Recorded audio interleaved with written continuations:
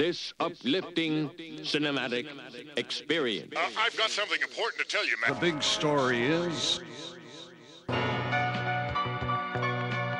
Dig this and dig it deep. What if I had the power to gather all of my favorite MCs with the illest comic book characters and they became arch enemies? Inconceivable, unbelievable, yet as wild as it seems, the Emperor and Stan Lee would coach the two opposing teams. Keep it clean, no bats, no gats, guns, or interference. Comic book characters would go head up with raw lyrics. Now I take whoever might be on break from doing tours and have them sign up for the last Emperor's secret war. Sure, for that kind of capacity we need a crazy large arena that might stretch from West Philadelphia to East Medina. If I'm able, I'd put it on pay-per-view through my label and give free tickets to my neighborhood bums with no cable. Yeah, that sounds fat. Now that we've squared away the propositions, let's begin with the ultimate tough man competition.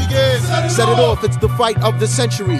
KRS and Professor X would battle each other mentally with rhymes. These two team captains waste no time. Charles Xavier tried to invade Chris Parker's mind. He shot a cerebral probe at Chris's mind, but he missed it. Professor X taken out by the Blastmaster's metaphysics. Round 2, new fight, word to life, you gotta see this. Locked in Mortal Kombat is Doctor Strange and the Genius. Yeah, son, he's no match, let that grafted wizard have it. My liquid sword slashes straight through Doctor Strange's magic. Another hero down, and now the score is 2-0. By words from the Genius, and he's still my rhyming hero. Now the next fight was conducted in a rough-like manner, specifically between Reggie Noble and Dr. David Banner. Or should I say the Incredible Hulk when he's amped off the gamma? But Reggie Noble soon became the Incredible Redman and slammed him. You know how Redman gets when his adrenaline starts pumping. Started skitzing in the ring, so then the Thing tried to jump in.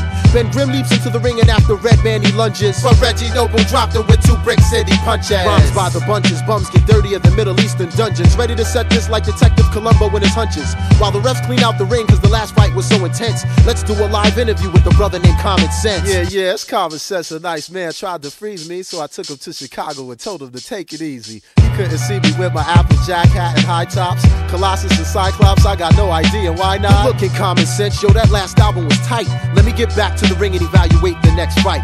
Now the next fight had to be the craziest of all times. We got Dr. Octopus Versus the mighty Buster Doc Ox versus Buster? Man, that stuff is dead. He'll get his 8 arms ripped off going up against the Dread. Aha, now Dr. Octopus, who you think you grabbing? The guard can never lose, so you know it will never happen. Lyrically making me sleepy, you need a nap when I slap you with my dreads. Lights out, you'll kiss the canvas. Before my eyes, I see the demise of another superhero. Next up is Roscos versus Magneto. Now anything goes when Magneto battles foes, but Roscos had him shivering, delivering ultramagnetic blows. Magneto is now deceased, and a wise man said it best. The sun rises in the east, but they can still set it in the west. And with all these heroes down, Stan Lee refuses to surrender. He got stormed from the X-Men as if I couldn't match the gender. Stan Lee shouts, Excelsior. yo, Stan, you best to chill. There's no match for I Storm. guess he's never heard of Lauryn Hill. Now we all know Storm controls the temperature and weather. Started running off at the lip, and El Book was like... Sekarang aku kat Barcelona.